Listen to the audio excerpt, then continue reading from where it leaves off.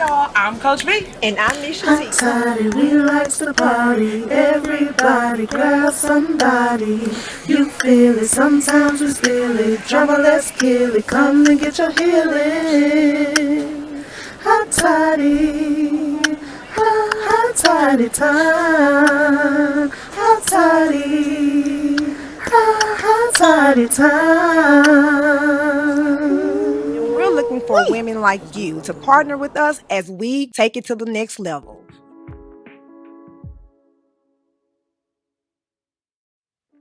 Hey, y'all. I'm Coach B. And I'm Nisha T. And it's Hot Toddy Time with GIRE.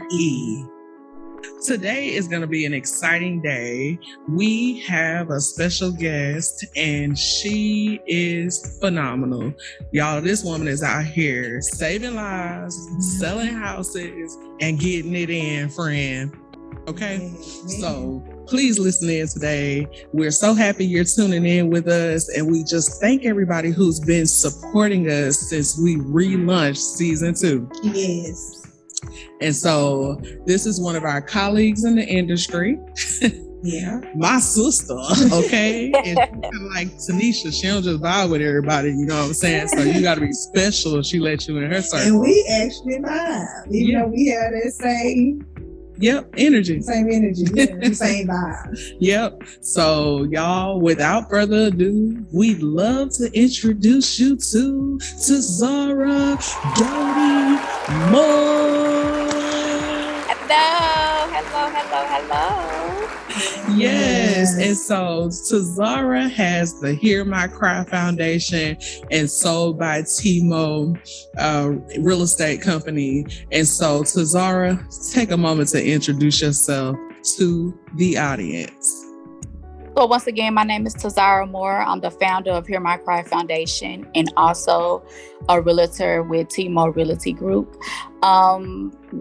When you say introduce, I mean, how deep are we going here? So my organization, Hear My Cry Foundation, is a suicide prevention awareness organization that I founded in 2013.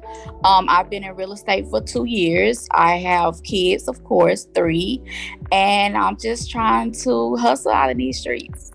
Hey, that's how you do it. And so we're so happy to hear that. Well, we have a saying on our show that's going to take the audience deeper into why you start doing what you're doing. Okay. So we always say, spill the tea with a shot of whiskey. What made you start the suicide prevention organization? Of course. So I lost my husband to suicide in 2012. So that what motivated me to start an organization to bring awareness to mental health and suicide in our minority community. So anybody who has dealt with that, tune in. She's just going to take us through her experience with this. And, she may say something that may help push you, help motivate you, and who knows, you all may be able to connect at the end of this. So if you can relate, tune in, listen, and see how this unfolds. Yeah. We're just gonna go to the next question. Yeah.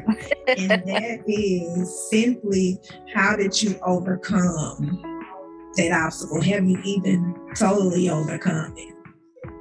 Right. So when you said overcome, I'm like, okay, this is a process, although it's been since 2012, but when you're dealing with someone losing their life to suicide, it's really take a toll, because you always left with unanswered questions of why, or maybe if I would have noticed this, or maybe if I would have done this, or maybe if I would have said this. It's always that what if when you're dealing with a death to suicide. However, when I lost my husband to suicide and I was in that mindset, I didn't know anything about mental health.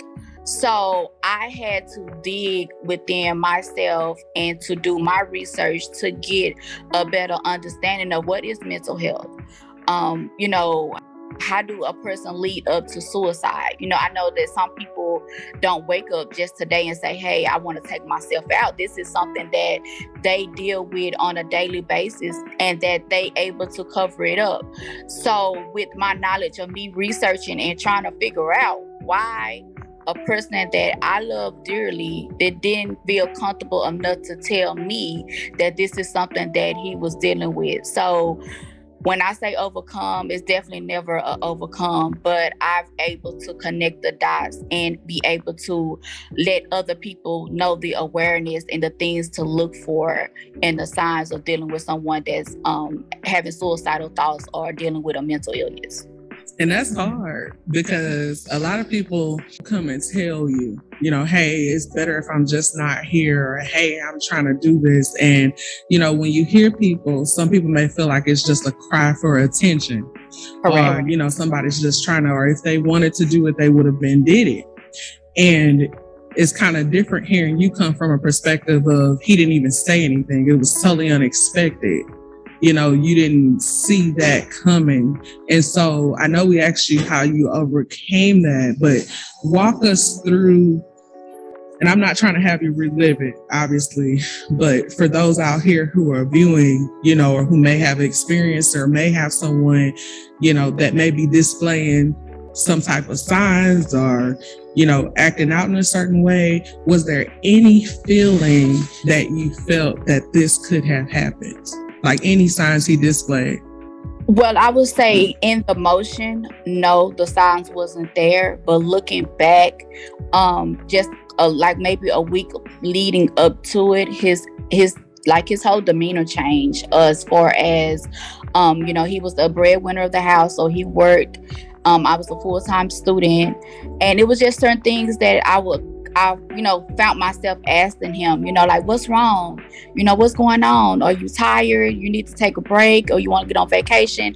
Like in that moment, I'm just looking at him thinking like, okay, he's exhausted of working, but not knowing that, you know, that this was something that he maybe was contemplating at that time and didn't know how, maybe he wanted to talk to me, but didn't even know how to even mention that to me.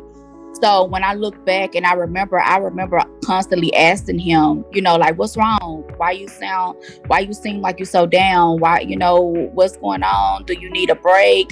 I remember having those type of conversations with him. And of course, you know, him being the man, like, no, I'm good. I'm just, you know, thinking, or no, I'm good. I'm just resting. I'm getting ready to head out to work. And it was just a daily routine.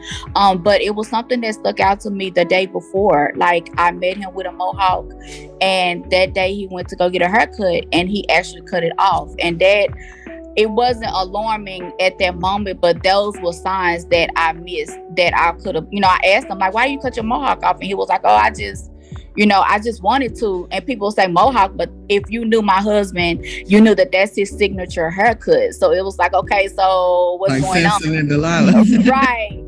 That's his strength.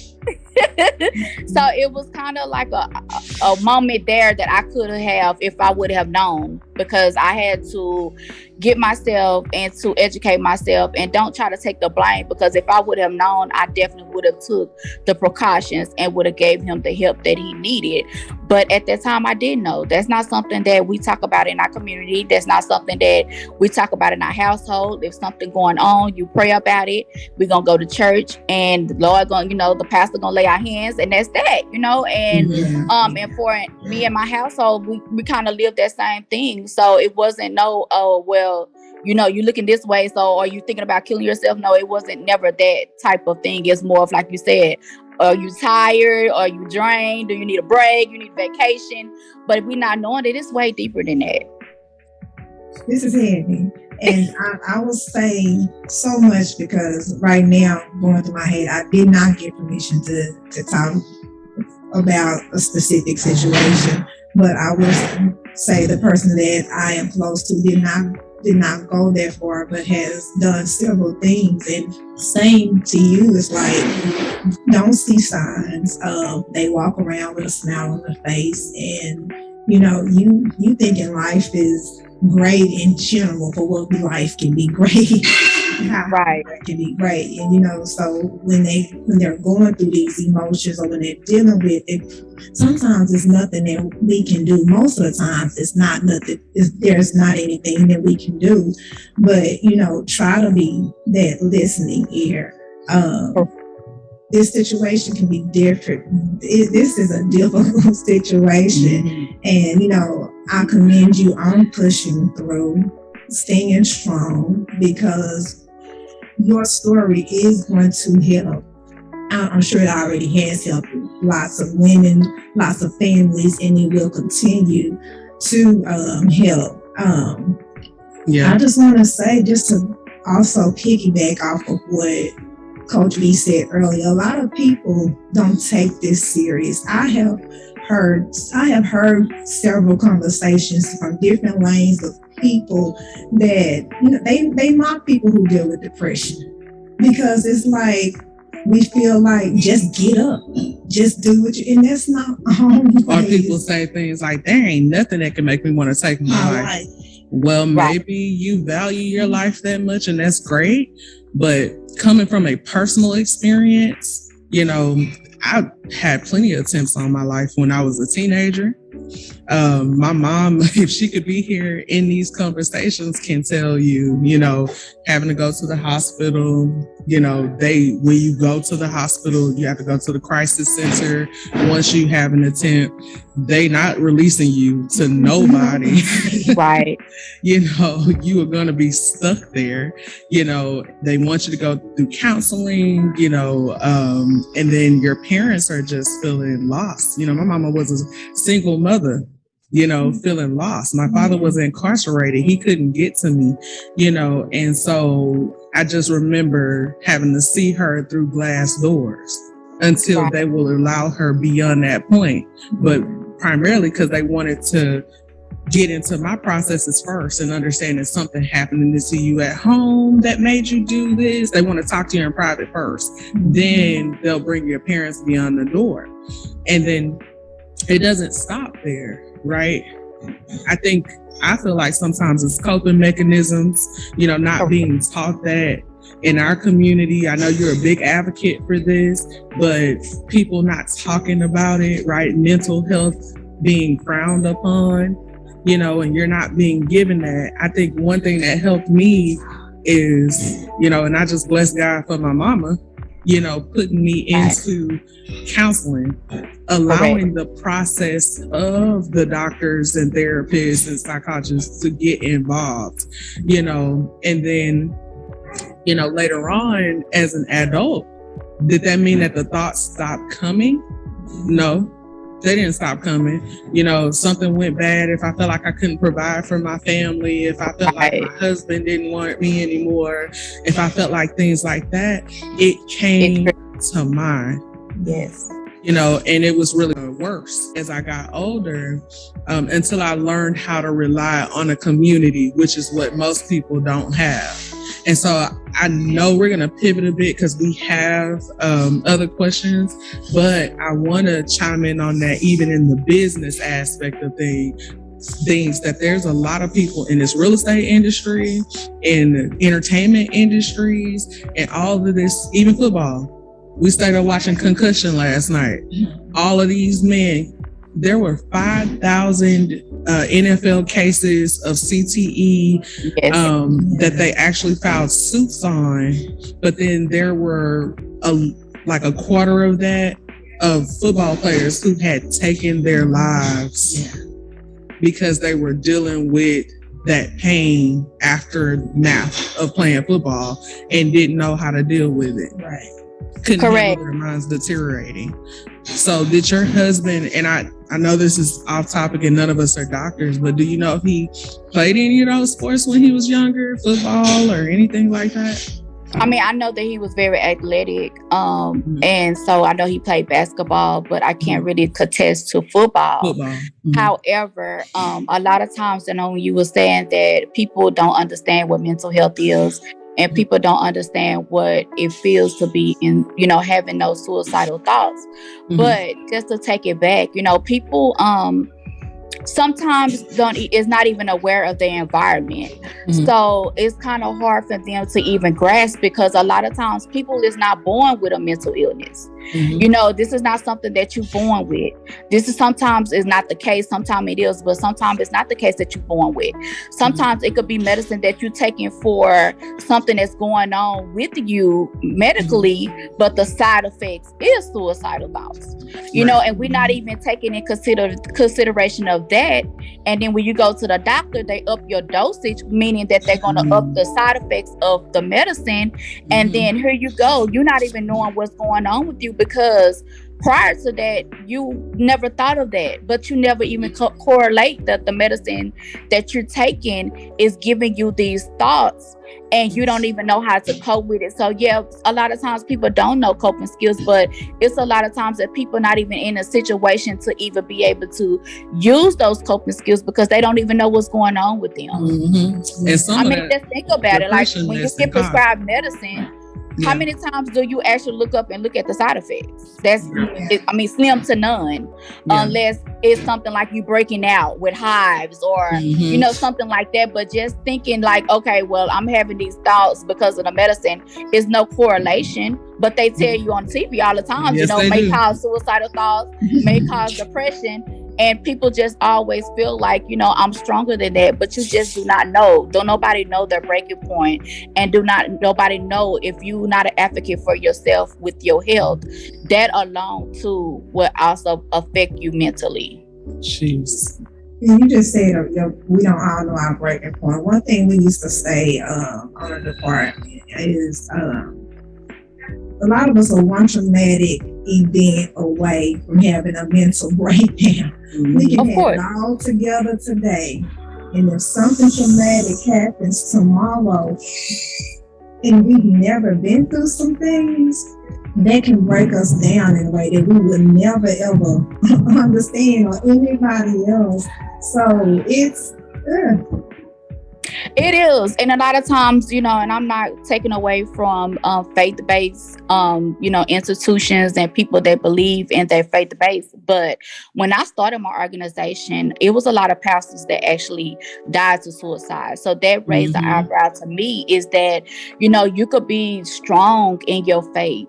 You know, you could be this strong individually, physically. You could be this strong individually, mentally. But it's that one thing that, you know, if something happened to your kids, people always say you can only imagine. And that's true. Not saying that if something happened, my first thought would be, you know, to take my life. But going through that process of healing can cause you that, you know, something happened to my child and it was because of me being careless. Who's to say? Yeah. Who's to say? Who's to say? Wow. I know that losing your husband is the most painful challenge. Yes. You know, it is the most painful. It was the most painful, and I still go through it. You know, I mean, of course, it's been over 10 years. However, it's still a process for me. I have kids, you know, so my daughter, she was just 1 when it happened. Now she's getting ready to be 11. So it's a process with her, you know, not even being able to, you know, she may remember her father.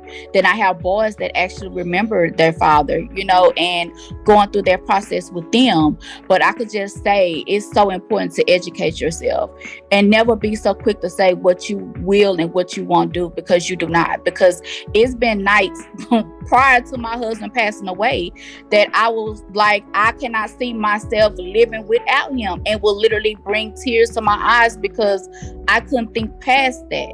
But look at me now. You know, I'm not saying that I'm whole, but I've started an organization to bring awareness that I have to constantly talk about, you know, this point in my life that was very something that I didn't think that I could get past. You know, I was a single mom at that time, and, you know, us growing up, you know, you may have kids, you get married, and you live this happy ever after life. However, I did that, and I'm still where I was trying to avoid as being a single mom. So I deal with these type of thoughts, and I deal with these type of situations that, yeah, on the outside it does look like I have it, I have it together, and I do for the most part because of the education I say, and me researching and me getting an understanding of what mental health is and what suicide is. And a lot of times that's not something that we talk about, but that's becoming the norm now.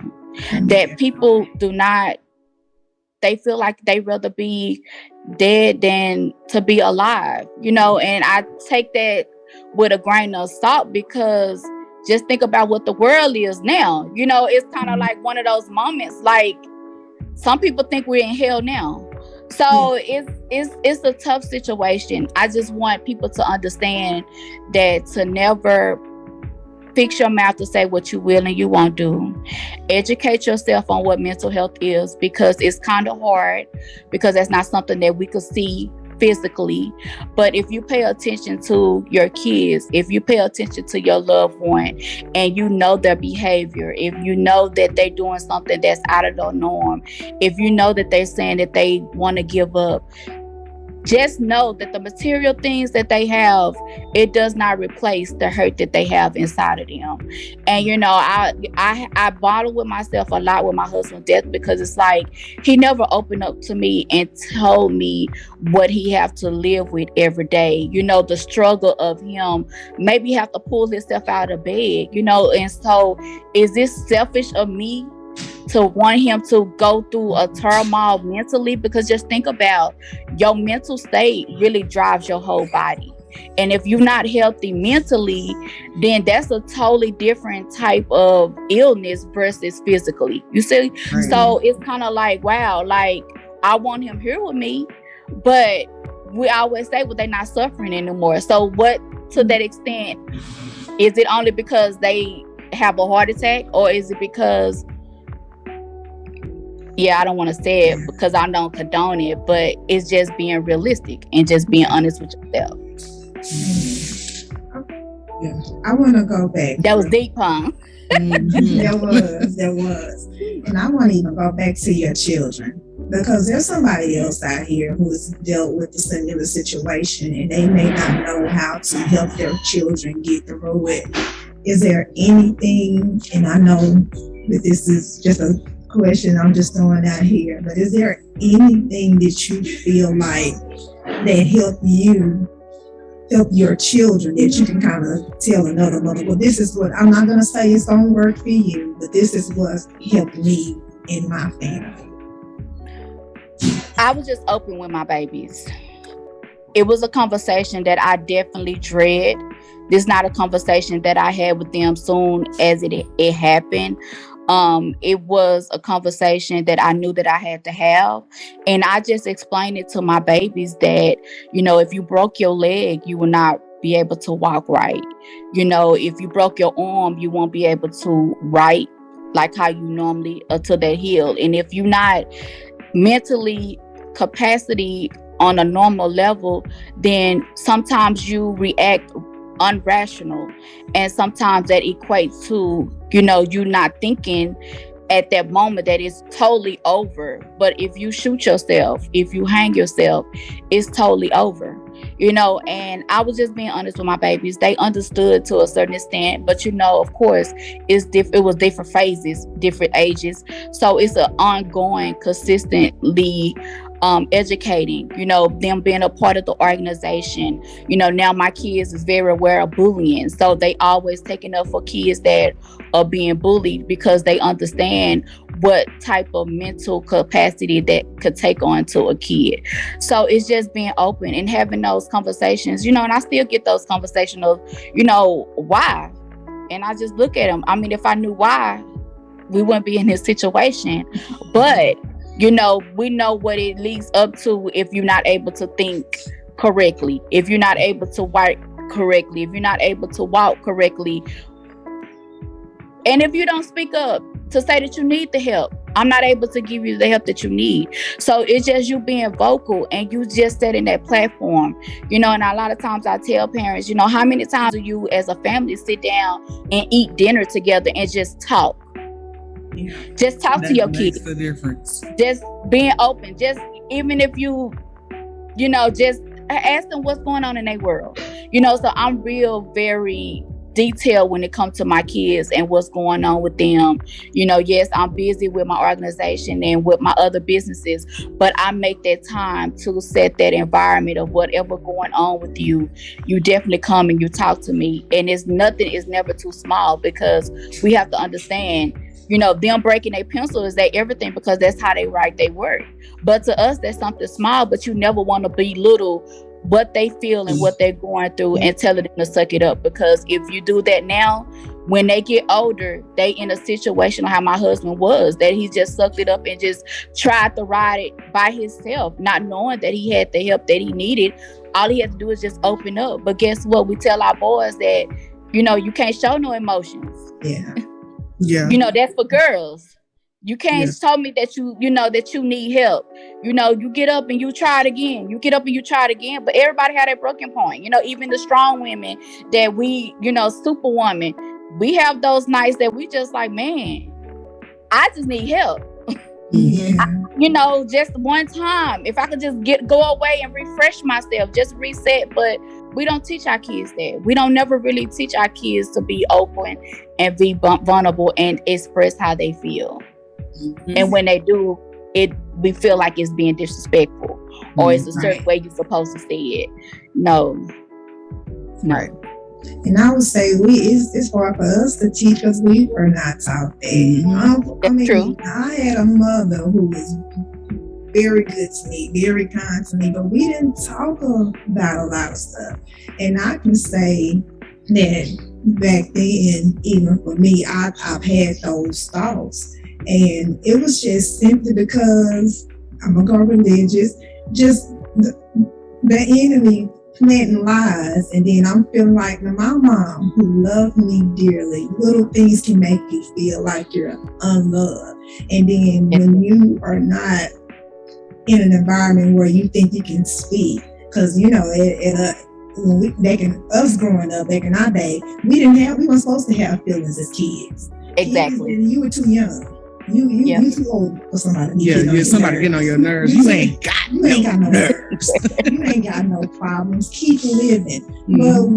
But children do go through things, and so like you just said, it did not just happen overnight. Those were things that build up over time. And if we don't cope with those things and deal with those things, it starts to deteriorate and break us down. It's just like some weights.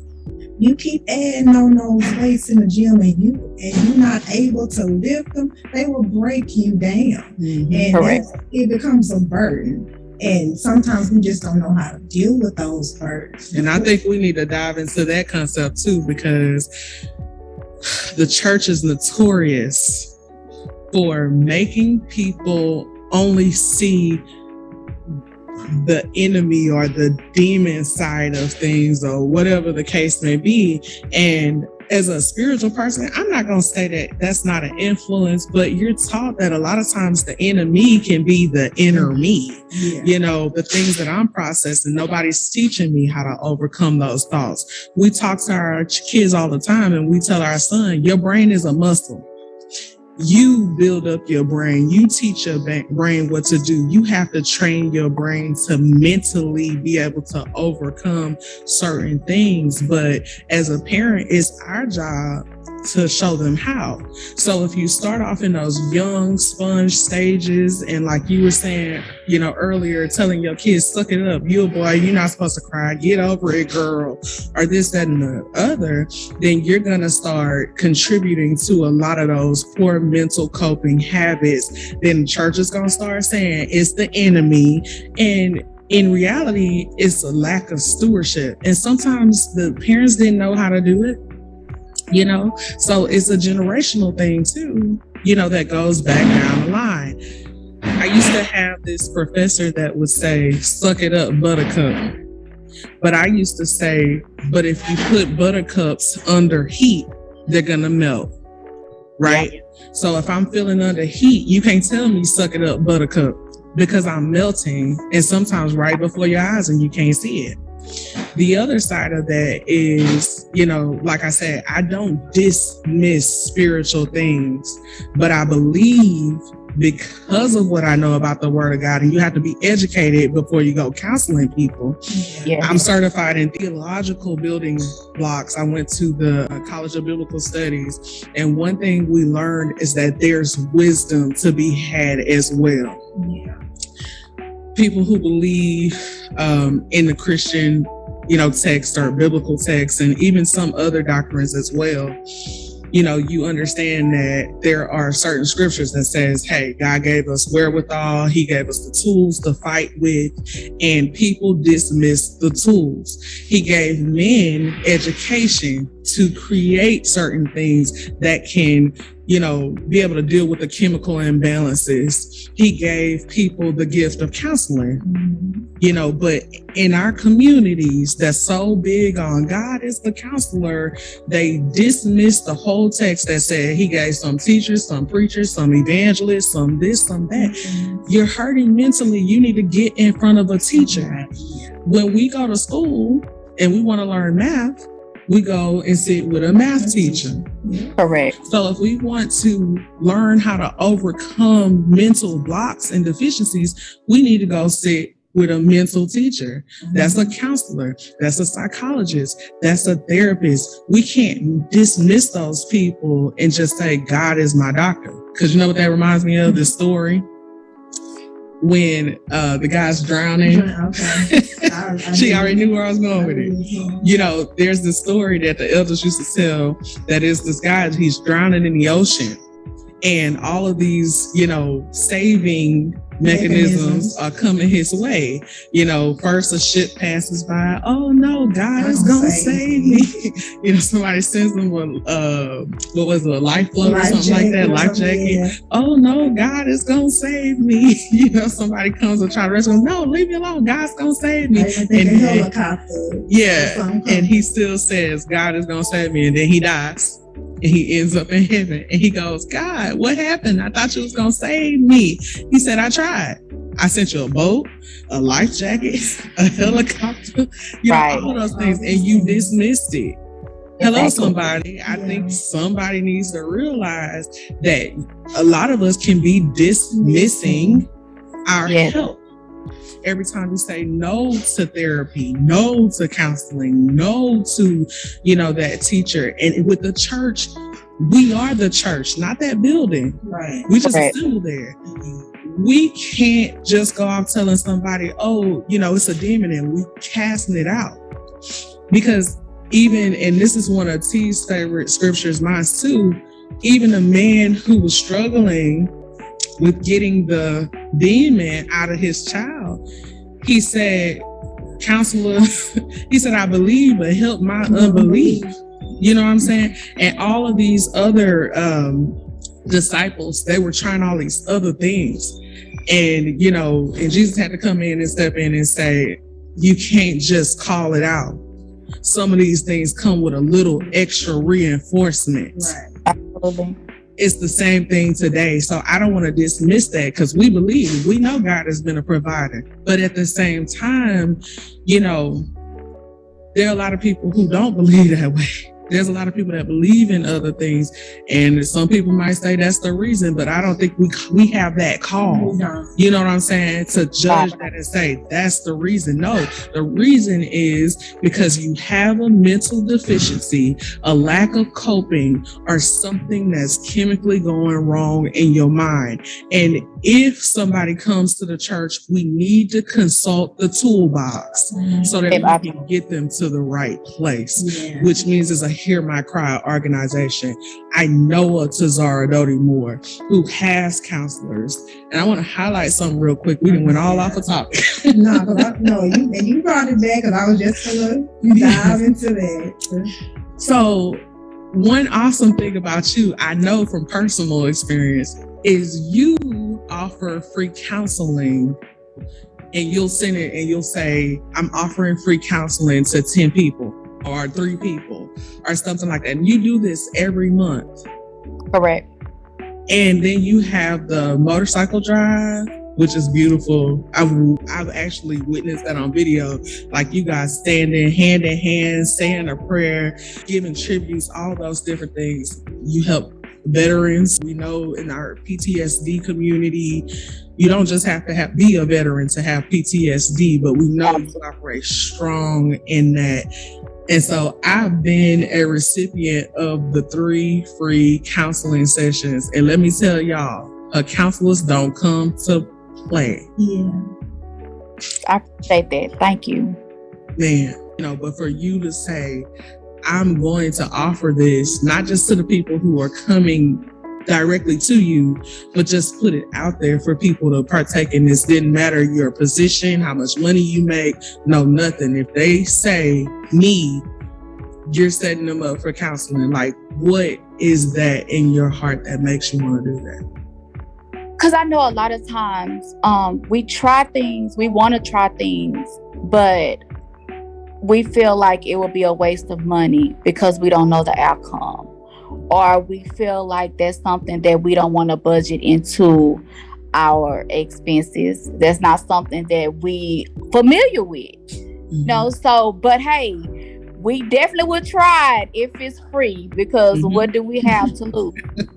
So just thinking about our community, that's the reason why I came up with the free counseling sessions. And everyone that came through my program definitely continued with the counselors, because it's not what they thought or expected counseling to be. So a lot of times I get people saying that, hey, I don't want to go to counseling because they thinking that they have a checkbook, a checklist, and they just marking it off, and you either crazy or you not. But when they experience it, it's just having someone that do not know anyone that you're talking to or talking about, and they are unbiased, and they giving you the tools to help you process what are you going through. Everyone process information different, so that doesn't mean because you process it different than me that you slow, that you retarded, that you're crazy. It just means that you need for someone to repeat it 10 times. Or you get it the first time and you like, okay, yeah, that's not my, my DNA type. But you talking to someone that will give you other options than what you actually are thinking about versus my childhood. Some people you will ask to say they had a horrible childhood. Some people you ask that they have a lovely childhood. But when you sit down to the core and you ask them people, why you feel like you have a good childhood? Oh, because my mama bought me this, my mama bought me that, my mama bought. Okay, but what did y'all do as a family? Oh, we didn't do nothing as a family. But then you have someone else that said I had a horrible childhood. Why? Because my mama didn't buy me this, my mama didn't buy me that, but my mama cooked dinners for me, but my mom always came to. So it's just you having that thought process like, okay, so was it really bad, or is it because it's bad because you felt like you didn't get the latest Jordans, that you wasn't popular, so you just able to open up and people just explaining it to you like, okay, it's another way that you could think about this from a different angle other than what you have thought about. So yeah. So I just want to say, if there is anybody who is interested in becoming a part of that program, what steps would they take to get in touch with you and be a part of that program? To be able to go through the free counseling sessions, they will have to go to my website, hearmycryfoundation.org. And then it's a tab that says Meet My Counselors. When you click on that, you will actually able to see the 6 counselors that's on staff with Hear My Cry Foundation. You read their bios and you pick which one that you feel that will be able to tailor to you and your needs. Then you fill out a form. And then once you fill out that form, those counselors have 24 to 48 hours to reach out to you.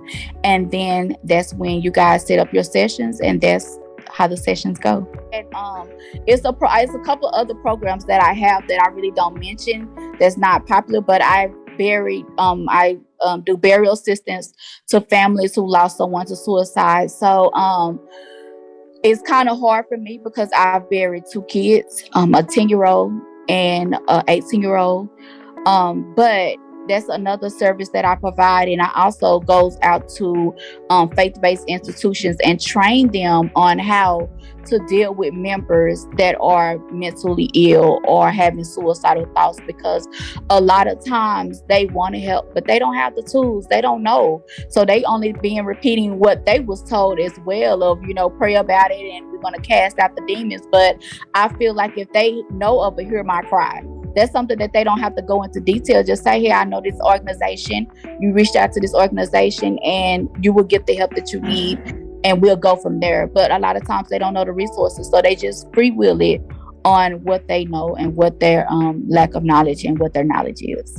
Gotcha. So we know that have you been doing this for 10 years? I have been doing this for 10 years. Yes, I started he passed away in 2012. And I started the organization in 2013. So actually 9 years. We haven't made it to 2023 yet. Okay. And I'm so glad that you identified that purpose and that advocacy instantly. There are so many women I have to tell, like, hey, if you've experienced this, don't wait. Because every moment you wait, is like somebody else's life. Oh, well, I'm not going to just sit up here and say it was easy. Absolutely. I ran and ran and ran until I couldn't run anymore. The guy was like, put me in a situation that I didn't have no choice but to be an advocate, because I didn't know anything about mental health. I didn't know anything about a nonprofit. I didn't know anything about none of these things, but it was my calling. Everything lined up. It haven't been all peaches and cream, but this is my passion. I love it. So when someone asks you, what can you do? And you could do it for free and still feel fulfilled. That's how you know what your passion is. And I do this. Yeah. I do it all the time. It is safe to say that your trials produced and enhanced your purpose. I had to go back. Absolutely. And that takes me back to the saying that he doesn't call the qualified, but he qualifies the call. So a lot of times we don't step out and take the lead on some things because we don't think we know enough. Correct. And we allow that to hold us back. So thank God you did not allow that to hold us back. It's funny now, but actually at the funeral, as I was the last person to see my husband before they closed the casket, and as I was standing there, and it was like, okay, so you need to start an organization, and I'm looking around like, okay, I must hear that from someone else. Clearly, that wasn't for me, because I don't even know what I'm gonna do tomorrow. Like, how am I gonna process this? I have a 1-year-old. I have, so it was just. It was and there. You a high introvert. Oh yes, that too. So it was, but once I started educating myself, that why did he do this? It got to be more to it than him just waking up and just giving up. And so as I was educating myself, and I'm like, wow, like this is not even something that we talk about in our household, in our community, like. And, just being blunt, like in the Black community, this is not something that, quote unquote, we deal with, because we strong. So it was just all that stigma that we had, that I was, like, okay, so maybe it is time for me to start an organization and to let my community know that it's people that look like us that's actually battling with mental health. It's people that look like us that actually lost their life to suicide. It's people that look like us that actually battle with suicidal thoughts. But do that mean that they're any different? No, it just means that you cannot see their pain physically.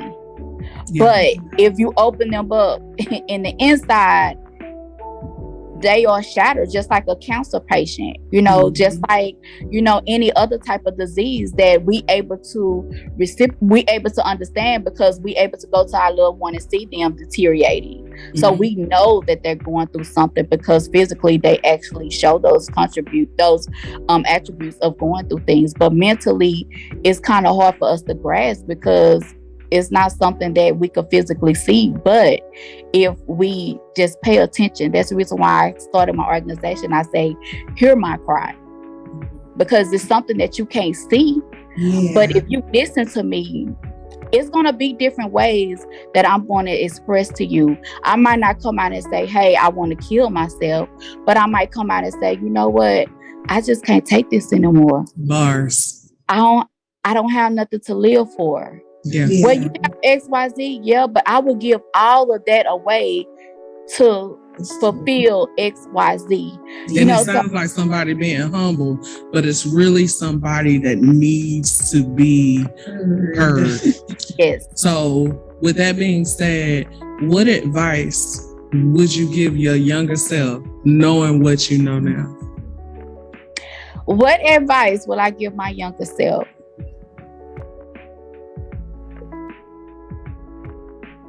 Just continue being strong, continue to educate yourself. Just know, when I think about that, I'm past the it's your fault because I couldn't help him because I didn't know.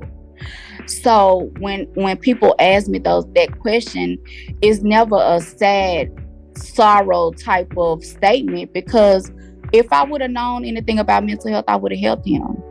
Yeah. I did everything that I possibly could at 25, to be their wife, to be their mother. I'm just 25 freestyling it. So, I'm still wrapped up in, buying me gifts, so I was young, and when you're young, you think as a young person, and as you get older, you get wisdom and you get wise. So as my younger self, I mean, just continue doing what you're doing. Continue doing what you did, because it's nothing that you could have done anything differently, because you could have gave him all the resources, but was he recipient of getting the resources? Was he open to go to counseling? It's been a couple of times that I asked my husband to go to counseling, and he was like, I'm not paying them to listen to my problems, and I never went to counseling, so it wasn't something that I could just open up and tell him. Well, it's not nothing like that. So, it's just, you just living your life with no regrets. Don't beat yourself up with something that you do not understand, you did not know, you couldn't even thought of. I never would have thought that I was laying next to someone that contemplating to kill himself. Right. And can we redefine strength today? That being strong is not burying your issues. Yeah. Exactly. It's not taking all of that blunt force, spiritual trauma. It's not walking in a room and not vocalizing how you feel. It's not allowing yourself to be bullied in the workplace. It is not you laughing it off and going on about your life after you have experienced something. That's not strength. Yeah. You not letting your wife or your husband or your friends or your parents or anybody know what's going on is robbing them of the opportunity to really be there for you. Absolutely. Also, sometimes, and I do a lot of videos on this, we have to change and shift our expectations. Just because a parent, a friend, a spouse, those who are the most closest to you don't understand what you're going through, doesn't mean that there isn't anyone who doesn't. Yeah. Correct. I always say we got this world wide web out there. I'm going to be transparent. I remember one day, I had already made an attempt before, and I'd already gone to the hospital, and I kind of knew that's not something that I wanted, to have to do again. And before Google got popular, because it wasn't even Google, it was Yahoo at the time. Yahoo, and then Bing came after, and then Google started coming after. And I still remember the questions like, ask me anything, who was the number one baseball player? Those are the commercials that they would put out to promote us to get involved and get on the internet and all of this stuff. And we were one of the first families to have a computer on our street, because my stepdad was an IT, Lord rest his soul. And I just remember typing in, I want to commit suicide, help. That's all I wrote. And a crisis number popped up to a crisis facility. And I remember dialing that number and talking to someone on the line. And then I told them how I was feeling and what I was going through. And I just remember afterwards being able to get the help that I needed. Today, the worldwide highway, World Wide Web, or internet highway, if you may call it, is so easy to access the resources today more than it has ever been. Correct. So if you're thinking about something like that, we're going to plug Hear My Cry here. But, look for crisis centers, suicide prevention. If you know it's something you're processing, because sometimes people are thinking the thoughts, but they don't want to really do it, but they can't stop the thoughts from happening, right? So if you're in one of those moments, where you are processing the thoughts, but you don't really want to do it. You're looking at your family, you're looking at your mother, you're wondering how they would feel if they lost you. That sadness hits you in the pit of your chest, like, I'm not just affecting me, I'm going to affect all of them. Then Google crisis, the crisis hotline or suicide prevention line, please, and get on the line with somebody so they can help you overcome those thoughts. We really want to contribute there and help there. And so, wow. Okay. Our next question is, if money wasn't an issue, what would you be doing right now if you had all the money in the world? What I'm doing now, my organization, I love it. I love the being able to help people, and I don't really ask my clients for a feedback or a review, but just getting on this call and you telling me that you went through the program. I had a football player to come through my program. I've had someone that actually was planning that day, and I was tagged on Facebook, and he went through my program, and now he's a business owner. So it's not really too much of the finance thing. It's just me being that person that I love. I've always loved to help people, so now I'm in a capacity that I'm actually making a difference and saving a life, literally saving people's lives, that people reach out to me and say, hey, if I never came across your organization, I don't know if I would be here. That right there alone is priceless, so, and I'm able to do it in the honor of my husband, that I wasn't able to save him, but I've saved so many people in his honor. So to answer your question, I could literally do what I'm doing now without getting paid for it and still feel fulfilled. Yep. One more question, or another question. We have another. So I do this thing. I have been doing it for the last, I don't know how many years, but I got it from my past career, where I brief myself in the morning and then I debrief myself at night. I get myself prepared for the day ahead. And then when the day ahead has come to an end, I debrief. I go over my day. I release some things. My question to you is how, because that debriefing is, when I say debrief, is part of some relaxation, some resting. You carry a lot. So my question to you is, how do you decompress? How do you relax? How do you rest? How do you lay that burden down? I definitely have boundaries. Okay. If nobody knows, Valencia knows. I have boundaries. I'm very aware of my boundaries. I do not overwork myself. I take my mental health days. I let my kids take mental health days. And I just go with the flow. If it doesn't feel good, I don't stretch myself. I don't push myself. I just stay in my own element. And that's how I'm able to accomplish a lot of things, because I don't feel overwhelmed. I don't feel like I'm pushed over here and pulled over there, because I know how to say no. Yeah. Even when I don't want to say no, I have to say no, because it have to make sense to me, my household, and my career. So I think that is the biggest thing. And I'm not so caught up in, I don't want to be left behind. because you cannot be left behind if it's for you. So if you, long as you're doing your own pace and you stand in your own lane, that people always say that they doing, but sometimes, sometimes don't. But that's what I do. I just know me. I've learned what my pressure points is, what my, breaking points is, and just stay in those lanes and just do me. Whatever feel comfortable for Tazora, do what's comfortable for Tazora, because I can't be in every place every day. But I have to show up for myself. Yeah, she said, I'm putting my mask on first, honey. If this plane going. I have to. I have to, because if you don't, you definitely could get caught up in your career. You definitely could get caught up chasing the money. You definitely could get caught up and just don't want to be left behind. But you neglecting yourself, you neglecting your family, you neglecting your loved ones, you neglecting your community. So you just have to be comfortable with yourself and know your limits and learn to say no.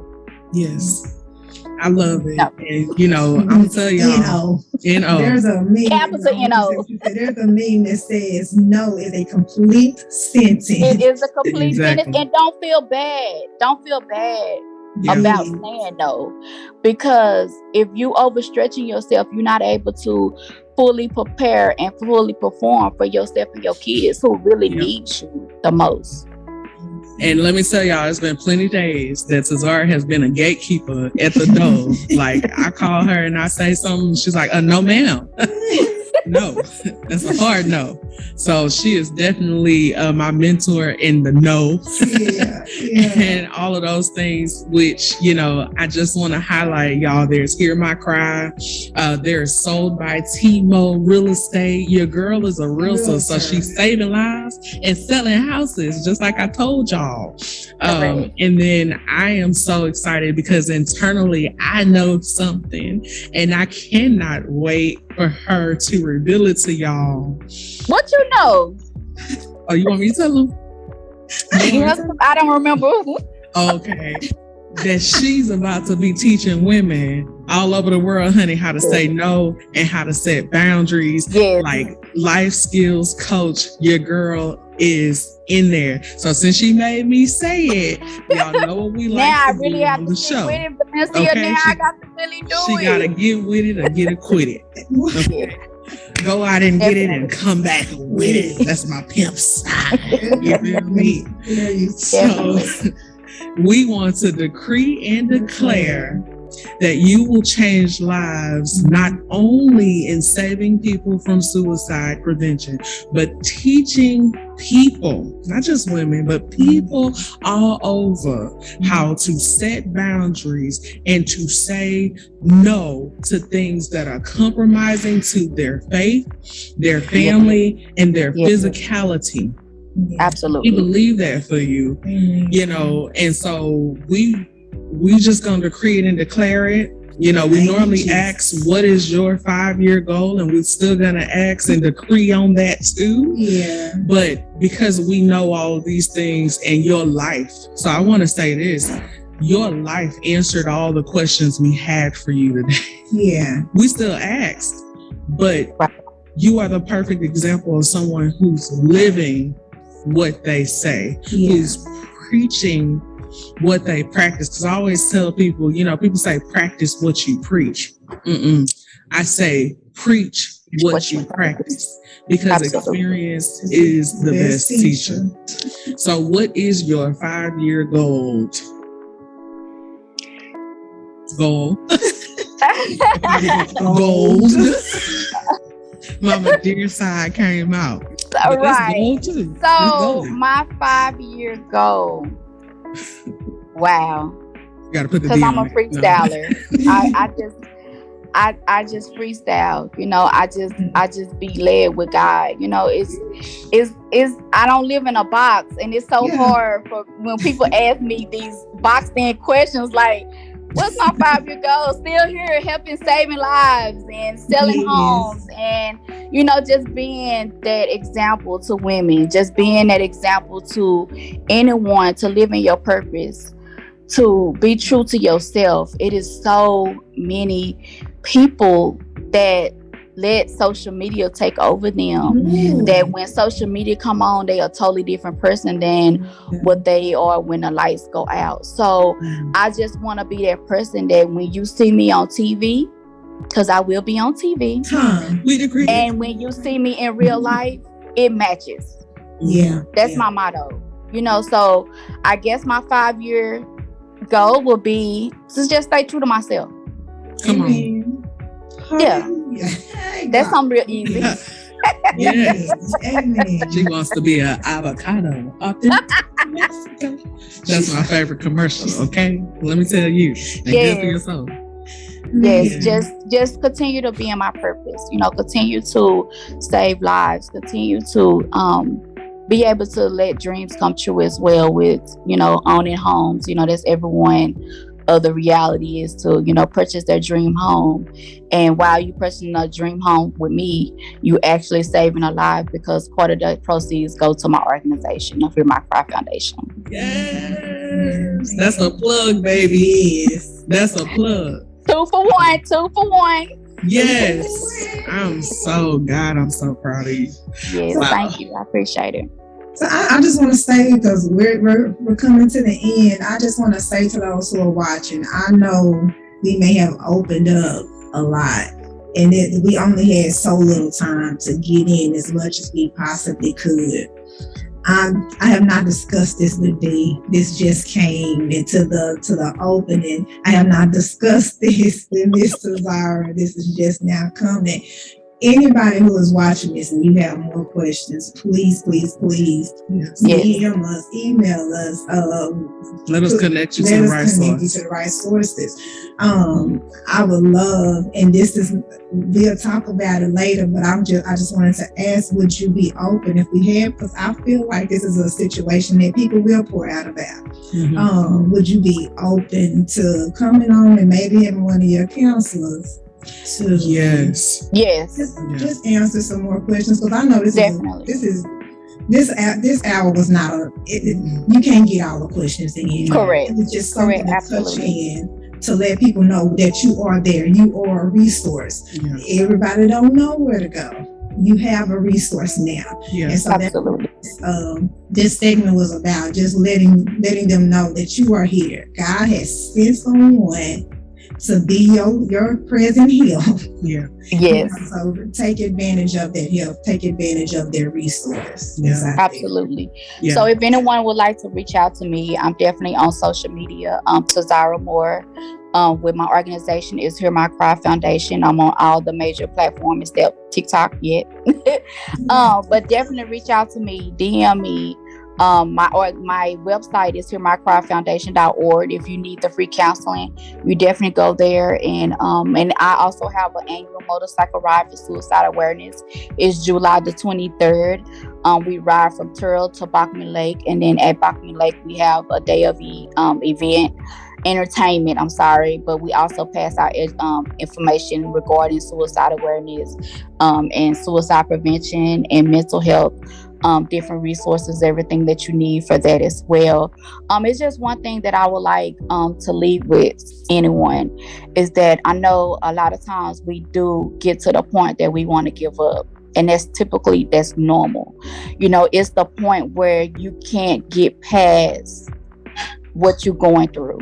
We always have that moment of that you feeling overwhelmed, but it's the 2, 3, 4, 5 days, 2 weeks, a month that you can't see yourself, getting past that. You're still in the same situation that you was in when you first have those thoughts. That's when you need to reach out and get the help that you need. And if you're talking to someone and they're saying that they feel like giving up, just ask them if they have a plan. If they don't have a plan, then you still have time to give them the resources that they need. If they do have a plan, you continue to be in their presence and you call 911 to give them the help that they need immediately. So a lot of times they say, I don't know what to do, but if they have a plan and they tell you what the plan is, you definitely need to have someone right there with them, not tomorrow, not you're gonna get back to them, but you stay on the phone with them and you get them the help that they need right then and immediately. And if they don't, then you give them the resources. Call Hear My Cry Foundation. Give me a heads up to let me know that they're gonna be reaching out to me, because I'll be able to give you the feedback to say, hey, they haven't reached out to me.